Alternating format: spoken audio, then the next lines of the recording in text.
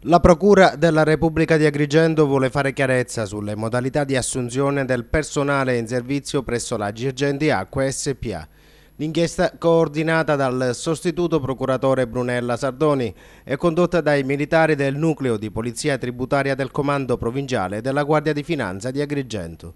Al vaglio delle fiamme gialle agli ordini del colonnello Antonio Cerere, la documentazione acquisita nei giorni scorsi in seguito ad un controllo effettuato nella sede amministrativa della società che gestisce il servizio idrico integrato.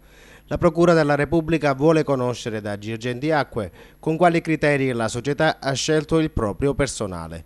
Intanto il sindaco di Agrigento Marco Zambuto ha chiesto la sospensione della procedura di affidamento dei lavori di controllo e funzionamento dei pennelli a mare a San Leone.